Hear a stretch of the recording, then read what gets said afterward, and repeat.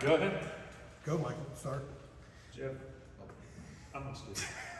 Did DC do anything that you guys weren't expecting? It seemed like they were throwing to sort of set up the run Sure. rather than the other way around. Now, credit to Billy, credit to the offense. For them, they did a really good job.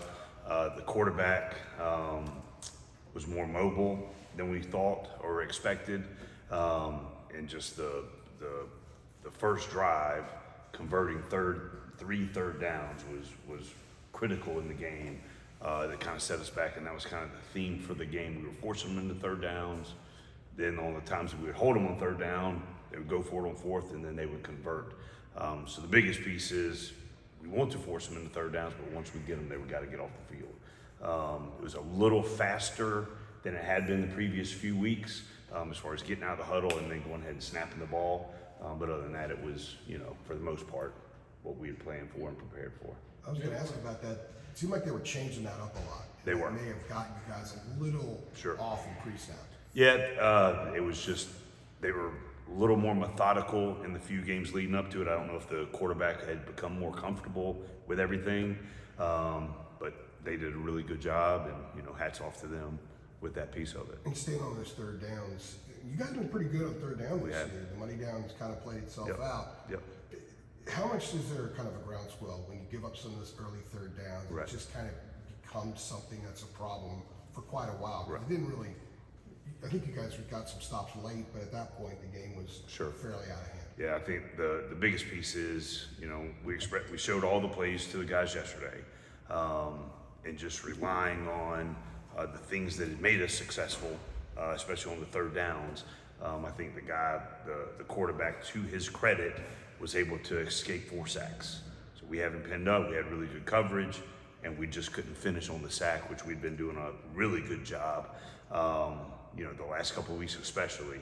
So just relying on the training and, getting the guy on the ground, and hats off to him, he was a good athlete. But we've got to finish the plays when we have a chance to make them. And then there were 3 of them late in the down. He was able to get completions because we lost coverage late in the down. But I thought the DBs did a good job of covering early in downs, but as the play went on, we lost some If I of the could guys. ask a quick follow up on that, sorry, Chip. A couple of those, it's like Dez was just right there and wasn't able to make the play. Sure. And there wasn't a third guy or second guy there to kind of close in the pocket as you had in the last couple of weeks. Right. Is that pretty much what happened? Or something else? I mean, Dez is a tremendous player. Bo Atkinson came free on one, and Bo's a great player. He's proven that he can get guys on the ground. So hats off to their quarterback, able to elude and evade, really good players getting into the backfield on him. So. I was going to say, this week you're playing freshman quarterback. Sure. Pretty elusive too. He is. Your thoughts on CNC did there? Yeah, obviously 6'6", 200 plus, has a live arm, does a really nice job with the offense, has zip on the ball. Looks like as the season's gone on, very comfortable with the scheme, very comfortable reading coverages where the pressure's coming from, and knowing where the outlets are with the ball. And then when all of that has, been covered or breaks down, he's able to make plays with his feet too. So he's a really good player, and so we got to be dialed in and ready to go on Saturday. A lot of times you play a freshman quarterback early in the year. You think maybe you can confuse and do some things. Sure. By this point of the season, do you feel like that they're more seasoned to the point that? I think so. The last couple of games, you can see his comfortability, knowing where to go with the football, taking his time pre-snap to see coverage, see rotation, see where the pressure's coming from. So you can tell that he's much more comfortable, and he's a dynamic athlete and has a really good arm too. Geoff, when you were at Western and when you were at Georgia Tech, what was your sort of perspective on the UNC-NC State series, just from an outsider's point of view, and coming into this year? Yeah, obviously it's bragging rights in the state, and tremendous amount of respect for Coach Dorn and what they've been able to do there. And then once you've lived this rivalry for 11 months, you kind of get it from how important it is to everybody in the organization, how important it is to the fan base, how important it is within the state, and all those kind of things. So, my big deal is I want to do the best job I can for the players, and in turn do the best job I can for this university and for, you know, the state and all of those kind of things. So, but I've always respected the rivalry. I've played in some really good ones, and this one ranks up there with the feeling leading up to it, that it's two really good teams going at it with a lot on the line. As a defensive coach, and obviously you understand all these schemes, what makes the 3-3 stack so hard to play against as an offense? What is it about the 3-3 stack? I've never coached in it. I've just seen it, and I think you know, that defensive staff does a great job with what they do. But I've never coached in it or anything like that. But just watching it, obviously there's multiple ways you can get pressure, multiple ways you can disguise, all those kind of things add elements to it. I know there's still 2 more games for you guys. Well, we're not going to get you next week. We're not going to get any interviews next week. We may not talk to you between now and the bowl game. Okay. I'm kind of curious how you think, maybe not so much how you've done as a coordinator this year, but how the vision you came in with last January and what you preached to the kids and what you were trying to mold, how much of that has come together that you feel like, okay, somewhat the seeds are planted that year 2, we're going to start so much further ahead and it's going to be more of what we've seen aside from BC the last month or so? Yes, I mean, that's a tremendous question. We actually ended yesterday's unit meeting with the last 3 plays of the game, where it was all the young guys out there, Jay Braun making a tackle for loss, Bo making another tackle for loss like he usually does, and just a bunch of young guys on the field getting a 3 and out or really a 4 and out. And just to show that all the things that we've been through and all that the young guys have witnessed watching these great older players improve throughout the year and putting some really good defense on tape. The building blocks, the attitude, the mindset, all those kind of things are in place to take a next step as we move forward. And all of that credit goes to the seniors that are going to be playing their last game in the stadium. So I just a tremendous amount, and I told this to the entire team on Friday. My opinion as a coach, your first job is to love your players. That is the first job that you have. That is your number 1 responsibility. And that's kind of easy for me to do, right? To pour into them, to love them, to care for them. But the next piece is the respect that the defensive players in particular, but this entire organization, the respect that I've gained for them is through the roof. All the adversity that they've been through, how they've handled certain things. Obviously, the outcome wasn't what we wanted on Saturday, but just the mindset, the determination, all those kind of things, the elevated level of play for a large part of the season is a lot to be really proud of. And then we've got to, you know, regroup. I heard Chip talk about it, regroup, refocus, and then get ready to play a great opponent out here on Senior Day on Saturday. Another question along those lines. Like when you went to Florida, you were new, you had new guys and stuff, you had new guys here. Is there a point where they get what you want them to get, but it still takes a little bit of time to translate to the field?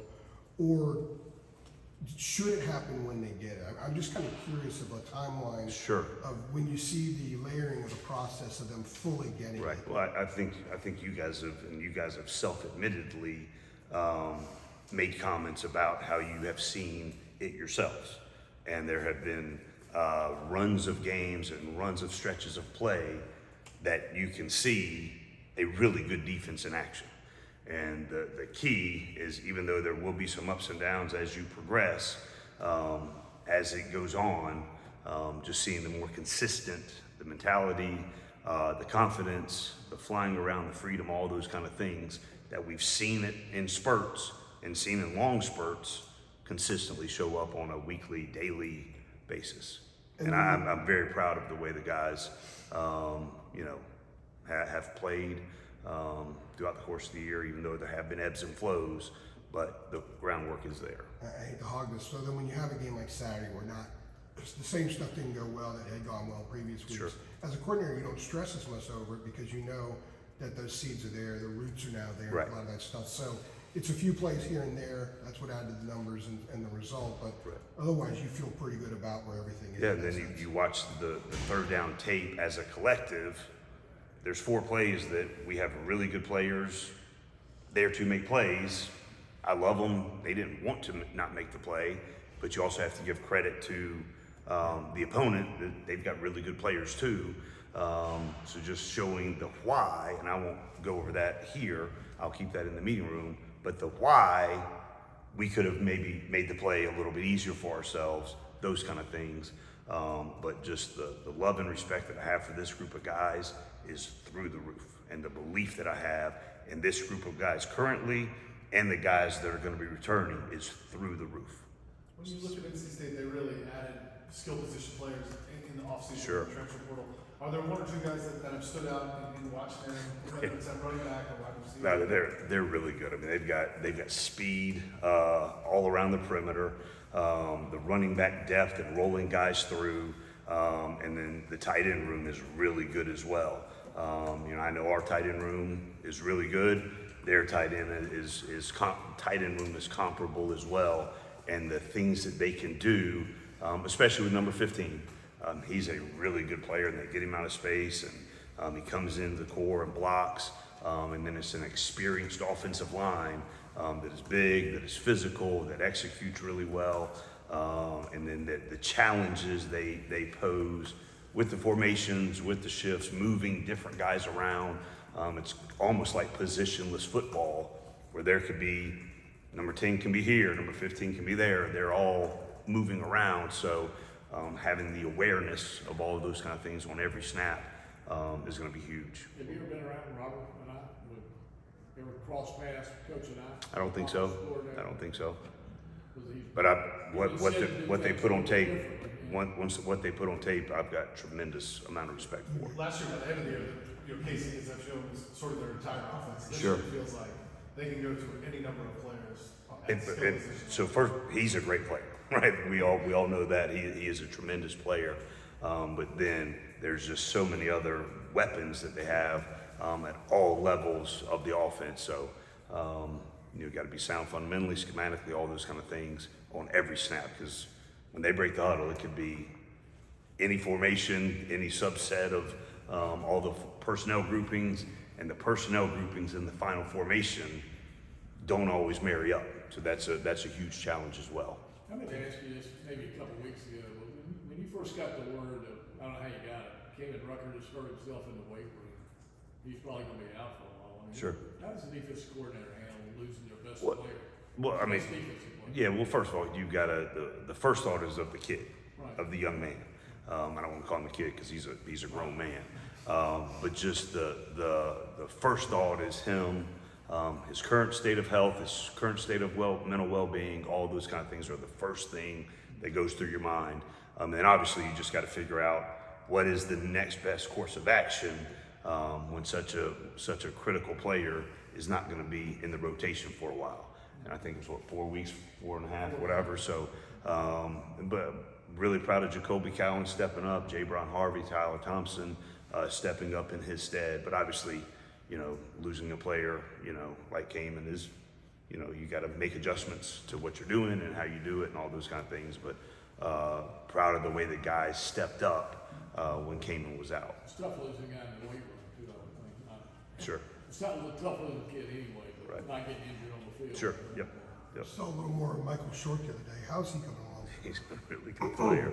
And the thing I'm so proud about Michael, and this is a PSA for all young players, is the development of a player begins in special teams. And he has taken that to heart. He has made that personal. He has developed in every single phase of his game. And as the season goes on, there he is getting meaningful reps on defense. Had a huge, third or fourth down stop down in the red zone. It was a huge play, right? And it was film study, it was a process, all of those things that led to that moment. So, I mean, I can't say enough of how proud I am. I mean, he's long, he's physical, he's fast, he's smart, high character, practices the right way, plays the right way, is just an all-around good dude in the program. And it's so great that he's gotten to be around Power Eccles, see how Power Eccles goes about his business on a daily basis, and then replicates that. And he applied it in special teams, he applies it in the practice field, applies it in the film room, and then he gets rewarded for it with play. Then he gets more playing time because his production keeps getting better and better and better. So I can't say enough positive things about him, and Caleb LaValle too. I think Caleb, you saw him on the last series, do some things. He's played really well on special teams. So I think the follow-up the on current and future in that room is really good. Follow up on Michael. When you sit in the press box and you know he's the same athlete he was 3 months ago, but he looks more athletic on the field. Right. As a coordinator, that means what? So, well, I think one of the biggest things is you can't discount the confidence of a player. And when you do things the right way and then you're rewarded for it by making plays, your confidence goes up, your swag goes up, your belief in yourself and understanding that I can make this play. I can go out there and play really, really fast and go make those plays. So it's just the development of a player. And I talk to our guys a lot about that. But in Michael Short, you can see it in real time.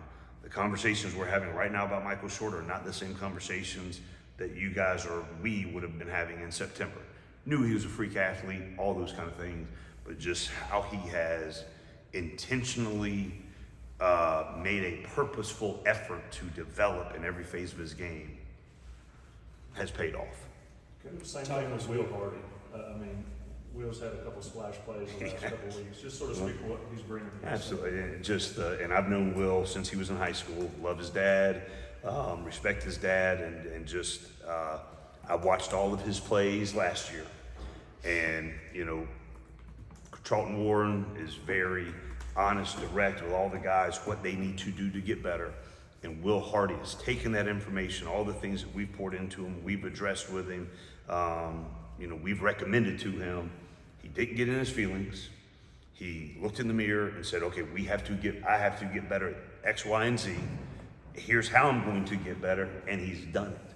And you see that huge play he made. I mean, he played 41, 42 snaps on Saturday, along with his great special teams play. And the huge play where he caused the fumble and Scoob recovered it, that was one of the points of emphasis throughout the spring, throughout preseason camp, is shooting your shot and making those kind of plays. Let's not break down. Let's just run through contact, all those kind of things that showed up on that play. I'll take you back to Wednesday's practice. You guys aren't out there at practice. Okay. So Wednesday's practice, we start practice with a kickoff drill. And it was his job to run full speed down the field. He was the spill player, point of contact, and to make the play. And it was electric, him making the play Wednesday during practice. The whole sideline went nuts. I went nuts. And that was the exact same play he made on the game on Saturday. Different situation. That was a kickoff cover in practice, but it was a full speed rep coming downhill, making a play with physical contact. And he did it in Saturday. He's rewarded with a caused fumble that we recovered. So those kind of things are really cool because now he's got confidence he can make that play. Here's what happens when I do make this play. Well, I'm gonna do that more and more and more. And he's such a good dude and leader and all of those kind of things. Really proud of him. So when you were in And he school- saved his cookie for his parents for this weekend. That's pretty cool. I don't know if I would have He saved. never eats the stuff during the He doesn't. He's probably got a whole whatever. I was gonna say, when you were in school at Western, what was your rivalry game? App State. Yep, the battle for the Old Mountain Jug. What was your record in your rivalry? The second to the last game as a coach, we won it. It was a great memory. I won't answer the full question. But it was a great memory when we beat them. We got that Mountain Jug. It was awesome. So what's the due date on that cookie cake for him? That's I don't going to even know. expire at some I point, have no right? idea. No idea. All right, Geoff, thanks. Thank you, Appreciate guys. it. We got to end it.